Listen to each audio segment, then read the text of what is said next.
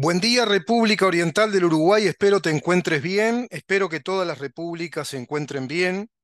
Lo que va quedando de ellas. Hay una que está recomponiendo de a poco su forma, su estructura, digamos que su cometido histórico, porque de eso se trata cuando hablamos de república. Si hablamos de república, hablamos de un orden jurídico, hablamos de separación de poderes, hablamos de tres poderes del Estado e inclusive de otros poderes también, pero que obedecen a esos tres poderes. Me refiero a poder ejecutivo, poder legislativo, poder judicial, un orden jurídico, vale decir, una carta magna, una ley suprema, una constitución como la nuestra. Tengo en mis manos un gran amigo de todos nosotros, de lo que nos damos al estudio de las ciencias sociales, del derecho, de la política, de las ciencias de Estado o de las teorías de Estado. Decir teoría de Estado o decir teoría del derecho es hablar de ciencia. La ciencia del derecho es la teoría pura del derecho, la ciencia del Estado es la teoría pura del Estado, como así lo formuló Hans Kelsen, que fue discípulo de este filósofo alemán que nació en Königsberg, o Königsberg, no sé exactamente cómo se pronuncia. En alemán me refiero a Immanuel Kant. Seguro que ha sido el filósofo más importante de Occidente. Así como se dice que los grandes científicos de Occidente han sido Arquímedes, Isaac Newton y Albert Einstein, considero yo que entre Aristóteles, Platón y Kant tenemos a los mejores filósofos, a los pensadores más completos de nuestra civilización occidental. Y claro, Kant nació en Alemania y nació en el siglo XVIII, fue un filósofo del siglo XVIII. Nació y murió en Königsberg en 1724, su nacimiento, su fallecimiento en 1804. Era una ciudad unificada al año de su nacimiento, porque llegaría a ser la capital de Prusia. Y estamos hablando acá de, bueno, el emperador prusiano. Estamos hablando de Federico II, sí, de Federico II, Federico Guillermo II. Kant escribió prácticamente la filosofía científica, epistemológica, sobre dos aspectos que a él le interesaban muchísimo en la condición humana. La razón, cómo funciona nuestro pensamiento, cómo es el sistema de pensamiento que los seres humanos desarrollamos. Se dedicó a estudiar muchísimo a los filósofos de la antigüedad, muy especialmente a Aristóteles, con su lógica, la lógica aristotélica, los métodos lógicos, y desarrolló una gran obra pretendiendo incluso establecer, digamos que, formulaciones técnicas a modo de la formulación de una ciencia. Y Kant desarrolla enormemente a la lógica como ciencia. Y la otra ciencia que desarrolla Kant, considerada por él también una ciencia, al igual que los griegos, es la ética. La ética es una ciencia, es la ciencia del comportamiento, la ciencia de los valores de la conducta. Es la ciencia que formula la escala de los valores intrínsecos como categorías de la voluntad, como categorías que nos dan razón de ser en lo constructivo, por ejemplo, en lo evolutivo o en lo destructivo, el bien y el mal, como esas dos grandes categorías conceptuales universales. Y a partir de esa categorización de esos universales, bien y mal, se establece una escala de categorías éticas y de categorías, por supuesto, contrarias a esas categorías éticas, llamados también valores posteriormente. Kant no concebía tanto la idea de valor, él concebía la idea de categorías de la volutas o de la voluntad. Kant compone una obra maravillosa que, bueno, hace precisamente a todo esto, y se trata de lo siguiente.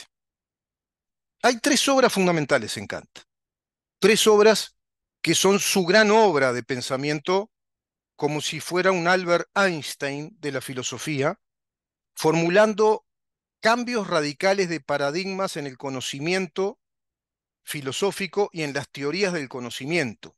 porque formula cómo funciona nuestra razón, nuestro entendimiento, nuestra inteligencia. Y él estableció categorías.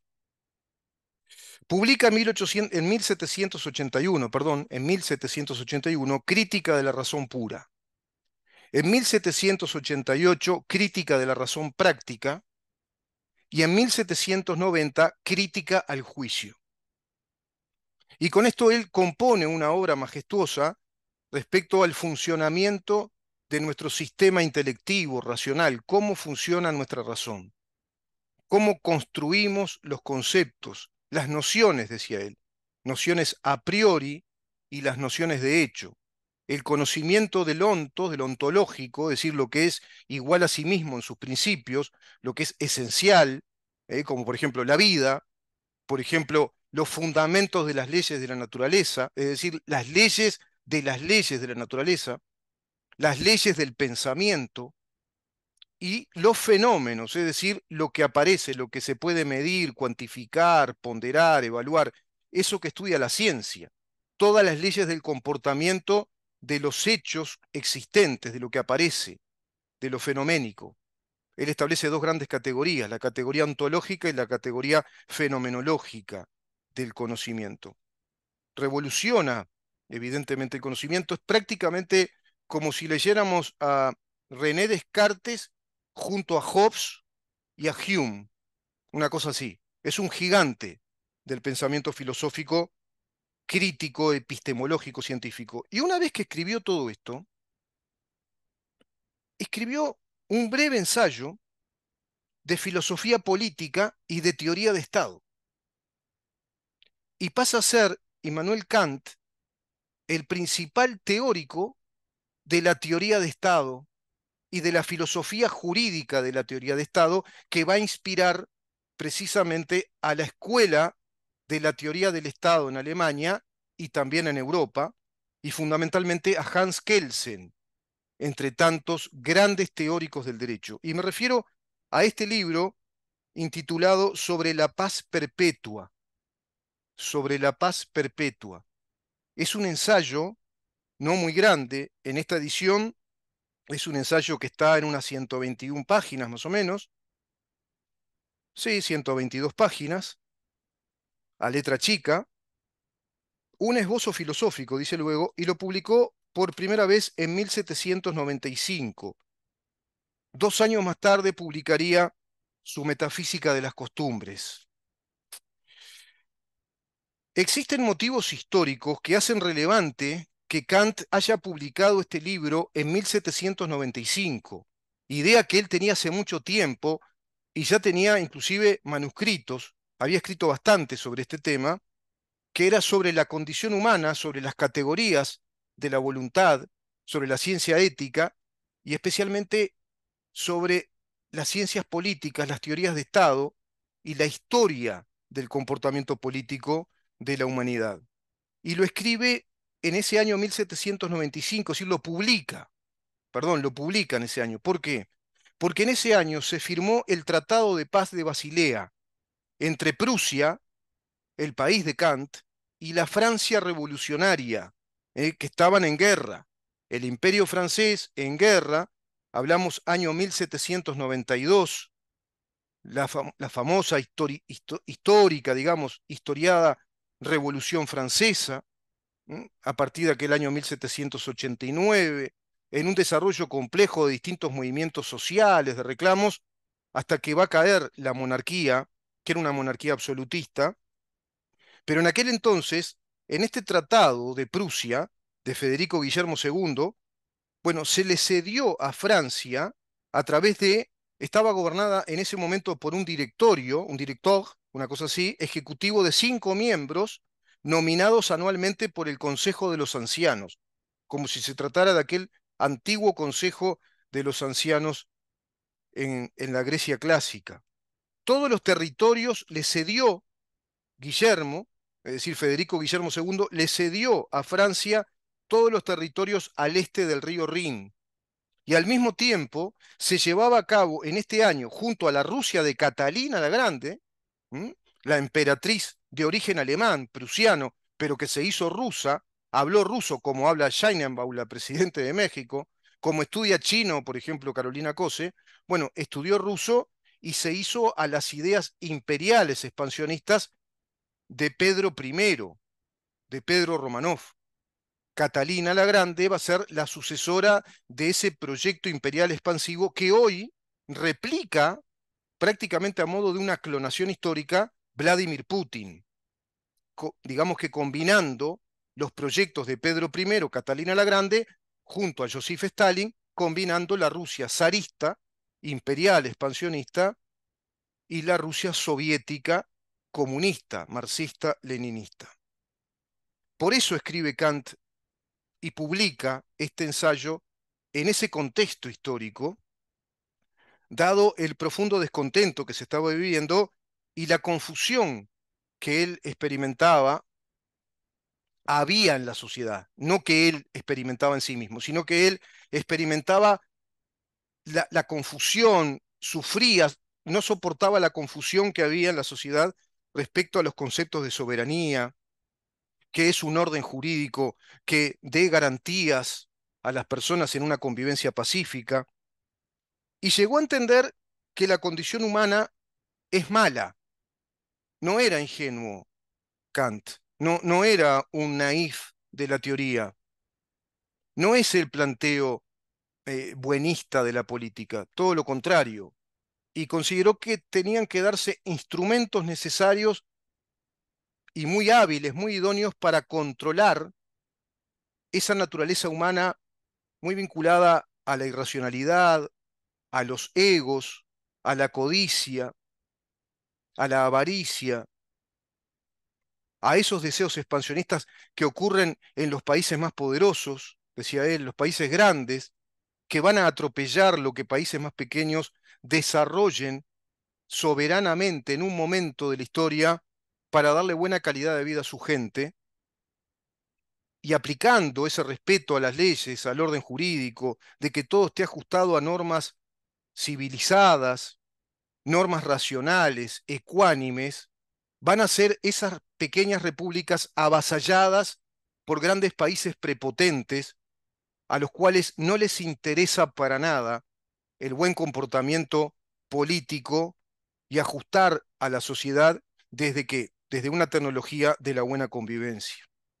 Entonces entendió Kant que el mejor modelo para sostener la paz intranacional y de alguna manera proyectar una posibilidad de paz mundial sobre la paz perpetua, que es una ironía de parte de Kant.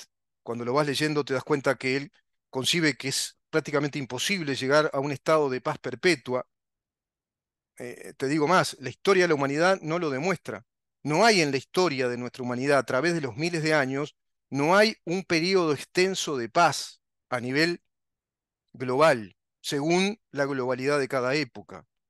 No hay. Siempre imperios en guerra, lucha de unos pueblos con otros, guerras tribales, guerras de clanes, guerras por etnia, por sentimiento étnico, por conquista de territorios, por afanes personales, en muchísimos casos, por pretensiones personales, por egos exorbitantes, pero no hubo paz, no hubo un gran período, digamos, de siglos de paz. No vivió nunca en paz la humanidad. El estado natural de la humanidad es el estado de guerra, aunque parezca mentira. Lo intenta Occidente a través de las revoluciones modernas, consagrando los estados de derecho y lo que Kant concibe como la mejor manera, la tecnología hábil, idónea para eso, que es la república. Y la república se puede lograr si primero se da una constitución, sí, de la que hablamos siempre en este programa, una constitución republicana, como lo conversamos el otro día con el doctor Eduardo Luz. Dice lo siguiente, Immanuel Kant, página 55 de esta edición básica de bolsillo de Acal, editorial Acal, sobre la paz perpetua. Immanuel Kant, publicado en 1795, dice: la constitución republicana es aquella constituida primero según los principios de la libertad. Según los principios de la libertad. Kant es considerado por los grandes estudiosos de estos temas como el primer gran liberal del pensamiento occidental. Ni el mismo Kant sabía, no se autodefinía como liberal, pero toda su formulación, toda su estructura de pensamiento, todo el cobijo de sus principios filosóficos, de los cuales parte como principios críticos de análisis, después de esas grandes obras, para llegar a esta gran obra de pensamiento filosófico, político y de teoría de Estado, es la libertad. Y es la libertad individual. Dice, los principios de la libertad de los miembros de la comunidad, de una comunidad, en cuanto personas, según los principios de la libertad de los miembros de una comunidad en cuanto personas, dice Kant. La Constitución republicana es aquella constituida según los principios de la libertad de los miembros de una comunidad en cuanto personas. En primer término, la ley suprema, una jerarquía establece, porque nuestra razón funciona así, funciona por jerarquías o digamos órdenes jerárquicos de categorías de noción, de pensamiento, construcción de ideas, conceptos, y vamos desarrollando una jerarquía de qué? De autoridad en nuestro pensamiento crítico. Extrapola la condición personal, la condición humana, intrínseca, hacia la construcción social, política. Es impresionante, ¿verdad? Qué avance que tuvo la modernidad occidental. Por eso siempre decimos que Occidente es el único proyecto civilizatorio en el cual se desarrolló la razón, el pensamiento inteligente y las ciencias, y de ahí que se desarrollen las tecnologías. Es desde ese Occidente que incipientemente plantea su emancipación de la teología, de ese totalitarismo de siglos de la escolástica católica, del pensamiento que le daba a las masas, digamos que migajas de una fe, inclusive, pedacitos de fe, y no les permitía desarrollar pensamiento. A partir del siglo XVI comienzan las simientes de la humanización, de la natural capacidad humana de razonar la realidad, de pensarla, de analizarla, de decodificarla, de describirla, de expresarla. En segundo término, los fundamentos de la dependencia de todos a una única legislación común en cuanto súbditos, es decir, un orden jurídico.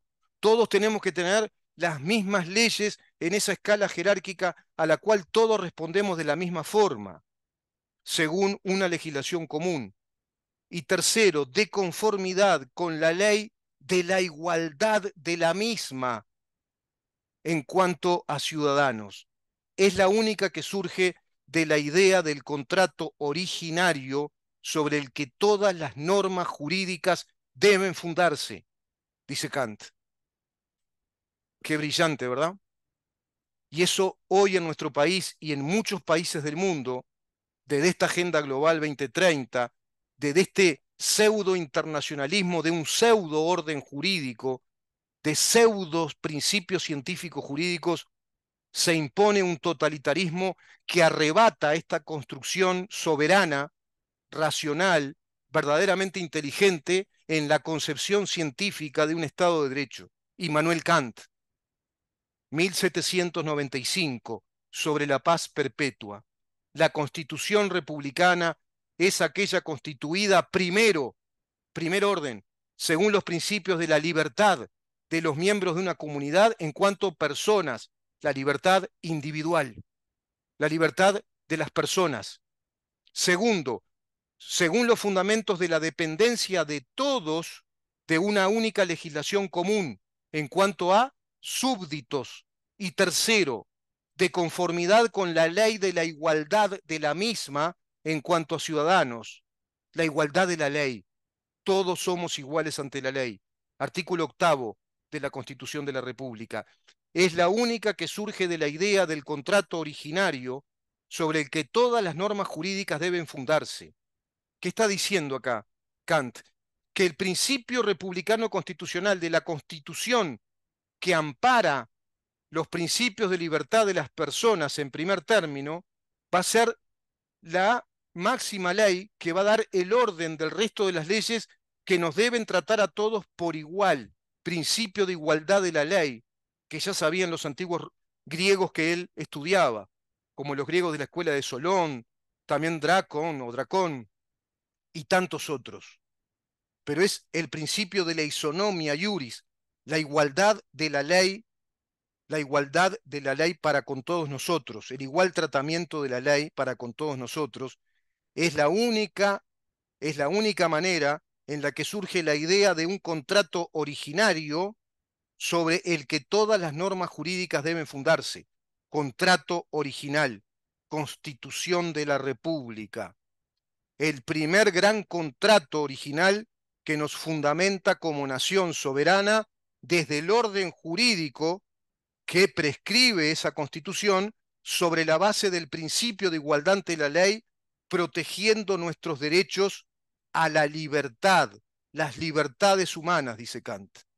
Y por supuesto, nuestra Constitución establece con mucha sabiduría el reconocimiento de los derechos inviolables de la vida, del honor de la vida honorable, la libertad de las personas, la seguridad jurídica, la seguridad social, la seguridad pública, el trabajo que dignifica, que da honor y que te permite vivir, y la propiedad privada, tener precisamente ese derecho inviolable a ser propietarios, porque siendo propietario sos dueño de tu propia vida, tenés libertades, tenés cobijo, tenés el fundamento de la evolución de tu propia persona sobre la base de tu propiedad. Y esa propiedad es un derecho inviolable. Podés tener poca, más o menos o mucha propiedad. Y en todos los sentidos, en el más amplio. Ante esto, contra todo esto, va el plebiscito del PCNT, el plebiscito comunista del PCNT, que entra en disputa, en colisión, en conflicto irresoluble contra estos principios que formuló el genio pensador, el filósofo más importante de Occidente, el más importante, Immanuel Kant, quien va a inspirar a toda la escuela de la gran teoría del derecho y de la teoría de Estado a partir de aquellas décadas del 20, en el siglo XX precisamente, atravesando esas décadas del 20, 30, 40, 50, en adelante, inclusive, fíjense en qué marco histórico tan conflictivo se desarrollan las teorías del Estado de Derecho. Y el que va a brillar, discípulo a la distancia, estudioso profundo de Kant, es el jurista y filósofo del derecho Hans Kelsen, con su teoría pura del derecho y su teoría pura del Estado, más también su teoría del gobierno, precisamente dándole más profundidad a esta formulación original de Immanuel Kant, que va a inspirar a las constituciones modernas que nos construyen como estados de derecho. Contra todo esto va el plebiscito del PCNT, contra nuestras libertades, contra nuestras seguridades jurídicas, contra la igualdad de la ley para con todos nosotros, contra las garantías que nos brinda la Constitución de que tenemos un sistema jurídico único y que es estable, que produce siempre los mismos efectos, los mismos reconocimientos jurídicos, que tenemos esos derechos que la Constitución dice que son inviolables, como el derecho de propiedad. Contra todo eso va el PIT-CNT. Vamos a ir a una segunda parte porque quiero ir a una nota precisamente en la que hay un aspecto fundamental que nos demuestra la pésima calidad moral que tiene esta gente. Me refiero a los integrantes del Partido Comunista cobijados como sindicalistas del PIT-CNT, a a la falta de fe pública, a, digamos, a la desproporcional irresponsabilidad, sin que les importe la nación, el cobijo de nuestras libertades, nuestra constitución, nuestra soberanía, la estabilidad del país y el progreso del país, la evolución de todos nosotros, atentando contra el corazón del sistema financiero uruguayo, contra la propiedad privada de 1.600.000 ahorristas, contra la actividad legítima de empresas privadas, profesionales, financieras, contra la Constitución de la República. Quédate ahí.